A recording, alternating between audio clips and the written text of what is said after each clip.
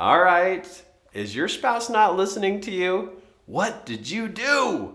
Or maybe you need to understand what you have been doing.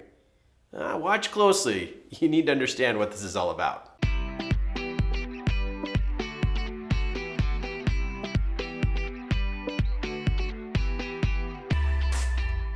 Okay, I'm a husband, and I'm married. That makes sense, right?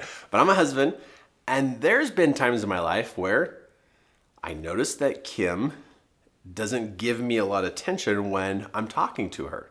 And it's not like all the time, but there's those moments where it's like, how come my spouse isn't listening to me?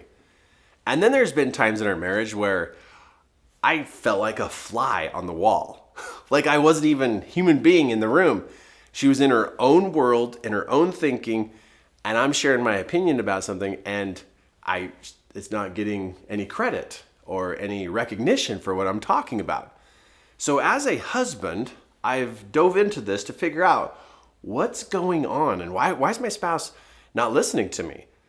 Now, over the last 10 years of mentoring individuals, I've had a lot of discussions about relationships, about between them and their spouse, and either it's this wife talking about the husband or the husband talking about their wife, but they really want their relationship to do better.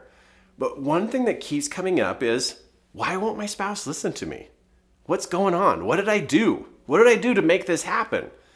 Well, I pull out my list. Right here, I pull out my list and I go, okay, it's in here somewhere. You're doing one of these things and you've literally have lost some credibility somewhere. So I'm going to give you the list of what I share so you can see which one of these you might be unconsciously doing. So unless you've done something really bad and you've made her mad or made him mad and that's why they're not listening to you. But what I noticed is that in a relationship, sometimes it's all these little tiny things that add up and the spouse doesn't even know that they're ignoring them. Don't even know that it's happening. Because I've had the opportunity to talk to the other spouse and said, hey, did you know that when your spouse talks to you, they think you're not listening? They're like, what? That never happens. So I know that there's some unconscious things going on. So let's look at the list. If you're doing one of these things, you need to change because if you're doing it a little bit and it hasn't caught up yet to create some disconnect between you and your spouse, it will. This will cause problems. So let's look at the list of what you have to change. Okay, so let's look at number one, or the first one. You know how when your spouse asks you a question and you say to your spouse, I don't know, I don't care, whichever one you want to do. Every time you say, I don't care, imagine this. Your spouse hears, now you guys are married, right? You're married, you live together, you talk often. It's not like a friend you see once a week or family you visit every couple months. This is your spouse who hears you all the time. If you keep using the phrase of I don't care, hey, what would you like to have for dinner? I don't care. If you use that language, your spouse is hearing that you don't care. So you literally are taking yourself out of the equation. And so sooner or later, they're not even going to ask you anymore. And if they don't ask you anymore, then what matters is, what happens is they just stop listening to you. Because they know what's going to come out of your mouth is, I don't care. Whoa! Can you get this concept? Maybe the reason why your spouse isn't listening to you is because you started it. You pretty much were giving these I don't have an interest kind of answers. Like this one, whatever. But this is a tone of voice. When they say, oh, so you want to go out to dinner tonight? And you make this noise, where you go, yeah, sure. But it sounds like whatever. I mean, doesn't it make sense that the spouse would start to tune you out after a while because it's I don't care and whatever. So if you're the spouse using this kind of work here, you are beginning to create the reasons they tune you out. Oh, got to change that. Just cut this language out. Cut it out. Cut that one out. It's going to add up. It's going to cause problems. I've seen it because I've had to help couples get past this mess. What about this one? Where you were asked to do something, your spouse said, hey, would you, call the kids' school and see if they have any homework that they need to take care of? You're like, yeah, sure, I'll take care of that. 3 days later, your spouse asks, did you call the school? Oh, shoot, yeah, I totally forgot. Yeah, I'll do that tomorrow. They check with you tomorrow. Did you call the school? Oh, okay. When there's little to no follow through and you don't do what they were asking for help for you to do, then they start to think, why am I asking my spouse to do anything? So since they are starting to evaluate, you're not going to do anything, so then they just start to cut you out of it. And they don't even ask you anymore. And since they don't ask you, now when you try to talk or share your ideas about things, why should I listen to you? You don't listen to me. Whoa, did you just hear that? You don't listen to me. Why should I listen to you? But this isn't conscious. This is just unconscious activity that adds up over a period of time to create these behaviors. Wow, right? And I bet you're watching this going, oh, I do that.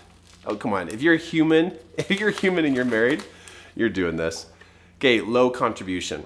Around the house, a spouse that doesn't do much does not get listened to. I hear of men. I'm sorry, I'm just going to poke at men. I'm a man, so I can poke at men for a second. I've heard wives say, my husband doesn't do very much around the house. And then I'll hear the husband say, yeah, and she doesn't listen to me. It's like, I wouldn't listen to you either. You don't do anything. It's like if you don't do anything, your voice doesn't have much credibility when it comes to what's going to happen. And so you got to do your part. Because us as human beings, we watch and notice how much people do and how much they contribute. And when you're a low contributor, what happens is you're lower on the totem pole of being listened to. And I know the excuse you're going to use. It is the oldest excuse in the entire book. The oldest excuse is, but I've worked all day. And now I'm home. And now that I'm home, I don't want to do anything. That is the lamest excuse in the entire world. The lamest excuse.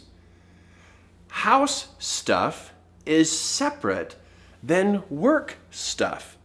When somebody takes work and smears it over the top of home, like you don't have to do anything at home?